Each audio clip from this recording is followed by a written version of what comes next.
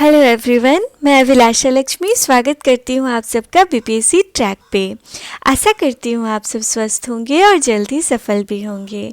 Bihar current affair की series में दोस्तों हम लोगों ने दिसंबर मंथ तक का करंट अफेयर देख लिया था और ये जो स्पीडी वाली बुक है ना, जो बिहार करंट अफेयर की, उसमें टॉपिक वाइज भी करंट अफेयर दे रखा है, तो इसे हम लोग देखेंगे। इस सीरीज़ के अंतर्गत मैंने एक टॉपिक डिस्कस किया था, बिहार में प्रथम, जैसे बिहार के फर्स्ट गवर्नर, बिहार के फर्स्ट चीफ मिनिस्टर, इन सब का मैंने एक टॉपिक दे रखा है, तो उसे आप लोग देख लेंगे। और ये नेक्स्ट टॉपिक है बिहार विधानसभा चुनाव 2020 में जो हुआ था।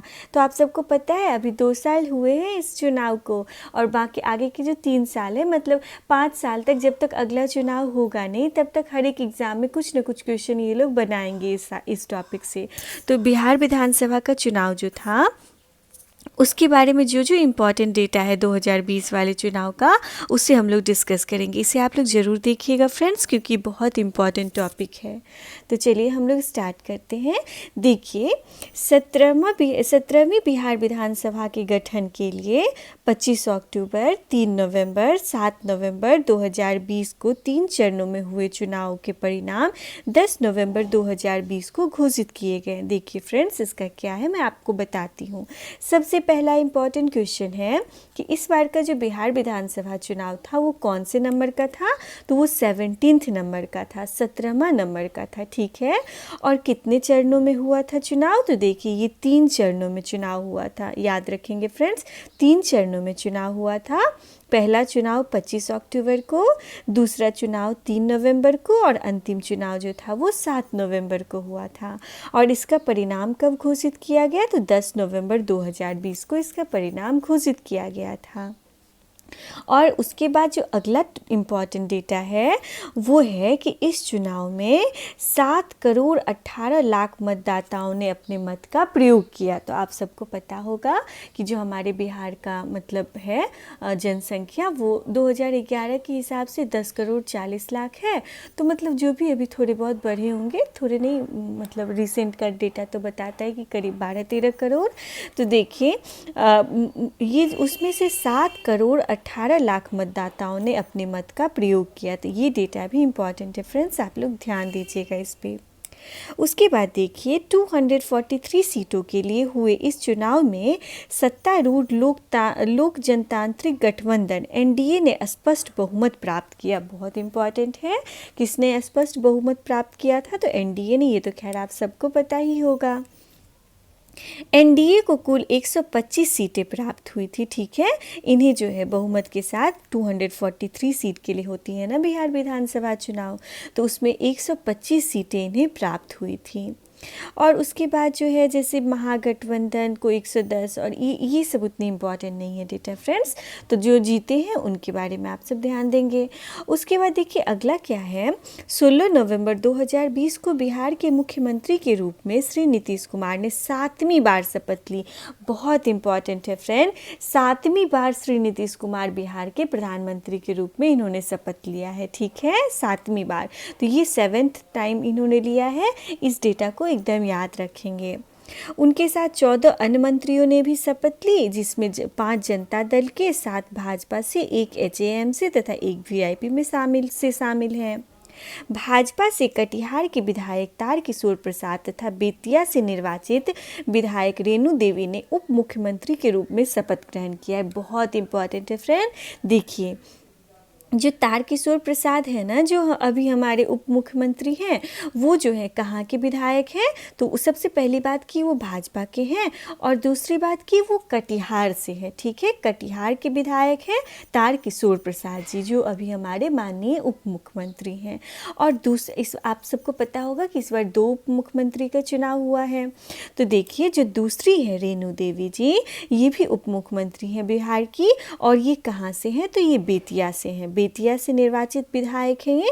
तो बहुत ध्यान दीजिएगा, श्री तारकिशोर प्रसाद जो हैं ये कटिहार से हैं और भाजपा के हैं, और जो बेतिया से हैं वो रेणु देवी जो हैं ये बेतिया की विधायक है, जिन्हें इस बार उप मुख्यमंत्री बनाया गया है। उसके बाद चलिए अगला सवाल देखते हैं। इस चुनाव में कुल 3733 उम्मीदवार चुनाव मैदान में थे, जिनमें से 370 महिलाएं थी। इसे ध्यान दीजिएगा, ये डेटा जो है ना फ्रेंड्स, ये थोड़े से मेंस एग्ज़ाम के लिए भी इम्पॉर्टेंट हो जाते हैं। देखिए 3733 उम्मीदवार थे, जिनमें मात्र 370 महिलाएं थी। फिर भी महिलाओं की संख्या में इजाफा हुआ है, फिर भी देखिए कितनी कम महिलाओं का प्रतिशत है। ठीक है, उसके बाद चुनाव में 59.39% महिलाओं ने वोट किया। बहुत इंपॉर्टेंट है, पुरुषों से ज़्यादा महिलाओं ने वोट किया है। ठीक है फ्रेंड्स, तो इस डेटा को ध्यान देंगे। 59.39% महिलाओं ने इसमें वोटिंग की है। लेकिन उनके खाते में विधानसभा की कुल 243 सीटों में केवल 10.6% सीट अर्थात 26 सीटें ही आई। बहुत इंपॉर्टेंट है फ्रेंड। देखिए जो 243 सीट है ना बिहार विधानसभा में, तो उसमें से मात्र 10% सीट ही महिलाओं को मिला, और 10% कितना हो जाता है, तो इसका मतलब है जो महिलाएं निर्वाचित हुई हैं वो मात्र 26 सीटों पे 26 सीटों पे ही आई हैं। ठीक है, तो ध्यान दीजिएगा इस टॉपिक, इस मतलब डेटा को। उसके बाद है इस बार बिहार विधानसभा चुनाव में कुल 57.05% मतदान हुए हैं। इससे भी ध्यान देंगे, जिनमें पुरुषों का मतदान जो है वो 54.68% है। मैंने कहा था ना फ्रेंड्स कि महिलाओं ने अधिक भाग लिया इसमें। 59% महिलाएं हैं और 54% ही पुरुष हैं। 66 नए विधायक जो हैं विधानसभा पहुँचे हैं। तो इस डेटा को भी ध्यान देंगे कि इस बार 66 नए विधायक विधानसभा पहुँचे हैं। चलिए आगे देखते हैं हम सब। इस चुनाव में 75 सीटें जीतकर राजद आरजेडी सबसे बड़ी पार्टी रही। आरजेडी को 75 सीटें मिली, ठीक है ना। वही भाजपा को 74 सीटों के साथ दूसरी सबसे बड़ी पार्टी बनकर सामने आई है भाजपा।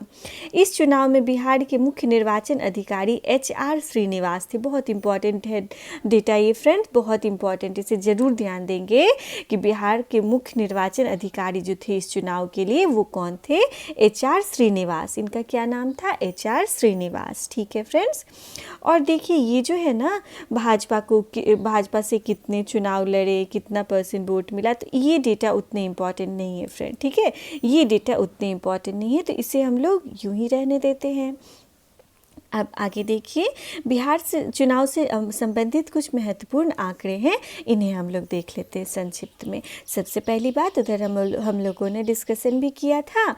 और बिहार विधान चुनाव का इस बार कौन सा क्रम था, तो आप सबको पता होगा 17 था, 17वां नंबर। कुल कितनी सीटों के लिए हुआ था, तो 243 सीटों के लिए हुआ था, जिसमें महिलाओं को कितना सीट मिला, तो 26 सीट ही मिला। अधिसूचना कब जारी की गई थी, तो देखिए ये क्वेश्चन पूछा जा चुका है पिछली बीपीएससी में 66 में। तो 25 सितंबर 2020 को अधिसूचना जारी की गई थी। चुनाव कितने चरण में हुए, तो ये आप सबने देख लिया फ्रेंड, 3 चरणों में संपन्न हुआ था। अब देखिए पहला चरण में 16 जिलों में हुआ था चुनाव, 71 सीट के लिए 16 जिला में।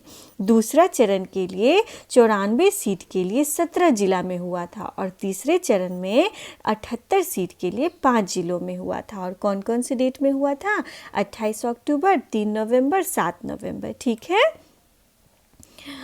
अब चलिए, और आप सबको पता ही होगा कोविड के दौरान विधानसभा चुनाव कराने में प्रथम राज्य बिहार बना था भारत में। अब देखिए कुल मतदाता हम लोगों ने देखा था कि 7 करोड़ और 18 लाख के समथिंग था, तो इधर को 7 करोड़ 29 लाख के आसपास लोगों ने इसमें भाग लिया था, कुल मतदाता। उसके बाद देखिए कुल मतदान नहीं देखना है, पुरुष मतदाता भी नहीं देखना, ये सब डेटा नहीं देखना है फ्रेंड। बस क्या देखना है ना कि कितना %, तो देखिए महिलाओं का 59.39% था और पुरुषों का 54.68% था। उसके बाद देखिए इतना भी नहीं, हाँ ये थोड़ा सा देख सकते हैं क्योंकि थोड़ा सा नया जैसा हो जाता है। थर्ड जेंडर मतदाता जो है ये 2344 थे, और कितने मतदान केंद्र बनाए गए थे, तो ये सब उतने इम्पोर्टेंट नहीं। हाँ ये देखिएगा फ्रेंड, नोटा का क्या है, तो नोटा का देखिए कितना है, 7,06,252, ठीक है ना, इतने नोटा वोट पड़े हैं इस बार। उसके बाद देखिए क्या है, मतदान जो है 10 नवंबर 2020 सरकार का मतलब मतगणना जो हुई थी और रिजल्ट आ गया था 10 नवंबर को, और नए सरकार का गठन जो हुआ जिसमें 7वीं बार माननीय मुख्यमंत्री श्री नीतीश कुमार जी ने शपथ लिया है। तो सरकार का गठन जो है 16 नवंबर को हुआ था। 15 सदस्य थी सरकार, मतलब 14, अभी हम लोगों ने पढ़ा था ना कि नीतीश कुमार जी के साथ 14 और मंत्रियों ने शपथ ली थी। तो उसके बाद 17वीं विधानसभा का विधानमंडल जो है ये 23 से 27 नवंबर को शुरू हुआ। महिला विधायकों की संख्या 26, बहुत इंपॉर्टेंट है फ्रेंड्स, से ज़रूर ध्यान दीजिएगा। और ये अनुसूचित जाति से जो है उनकी 38 सीटें हैं, ठीक है, इस डेटा को भी ध्यान देंगे। जो SC कैटेगरी से हैं उनकी 38 सीटें हैं, और जो ST कैटेगरी से हैं उनके लिए 2 सीटें। सर्वाधिक मतों से जीत हुई थी महबूब आलम की, और न्यूनतम मतों से जीत हुई थी कृष्ण मुरारी शरण की। मुख्य निर्वाचन आयुक्त कौन है, तो अभी है सुनील अरोड़ा, और जो बिहार में मुख्य निर्वाचन अधिकारी थे वो है HR श्रीनिवास। ठीक है फ्रेंड्स, चलिए आगे देखते हैं हम सब। कुछ अन्य उपयोगी है पॉइंट्स, तो उन्हें हम लोग देख लेते हैं। 17वीं विधानसभा चुनाव के प्रोटेम स्पीकर के रूप में कौन चुने गए थे, तो बहुत इंपॉर्टेंट है जीतन राम मांझी जी, इन्हें ध्यान दीजिएगा। ठीक है, 17वीं विधानसभा के अध्यक्ष चुने गए तो विजय कुमार सिन्हा, इसे भी देखिएगा, विजय कुमार सिन्हा जो थे ये 17वीं विधानसभा के अध्यक्ष चुने गए। नोटा का बटन दबाने वाले मतदाताओं की संख्या कितनी है, तो अभी हम लोगों ने डिस्कस भी किया था, करीब 7 लाख के आसपास है। उसके बाद बिहार चुनाव में सबसे बड़ी जीत बलरामपुर सीट पर दर्ज की गई, जहां पे उम्मीदवार महमूद आलम ने VIP के वरुण कुमार को 53,597 वोटों से हराया। ठीक है, महबूब आलम जी को, ये भी हम लोगों ने देखा था, और कहां से, तो बलरामपुर से, इनकी जगह का नाम भी याद रखिएगा। बिहार चुनाव में सबसे छोटी मार्जिन से जीत हिलसा सीट पर दर्ज की गई, जहां के जदयू के कृष्ण मुरारी शरण ने राजद के शक्ति सिंह यादव को मात्र 12 वोटों से हराया। तो ये कृष्ण मुरारी शरण थे जो न्यूनतम मार्जिन से इनकी जीत हुई, और कहाँ पे, तो हिलसा में। उसके बाद प्लूरल्स पार्टी की पुष्पम प्रिया बिस्फी व बांकीपुर सीट से चुनाव हार गई। उसके बाद VIP के प्रमुख मुकेश साहनी सिमरी बख्तियारपुर से चुनाव हार गए। तो ये सब उतने इम्पोर्टेंट नहीं है, लेकिन आप ऊपर के जो ये सब कुछ पॉइंट्स हैं इन्हें ध्यान देंगे। तो आज के लिए इतना ही रहने देते हैं फ्रेंड्स। इस सीरीज को हम लोग कंटिन्यू करेंगे, और जो टॉपिक वाइज पिछले 1.5 सालों में जो भी बिहार में हुई हैं घटनाएं, उन सबको हम लोग देखेंगे। हम लोगों ने मंथली वाइज देख लिया था फ्रेंड, अब हम लोग टॉपिक वाइज देख लेंगे। ठीक है ना, आप सबका धन्यवाद।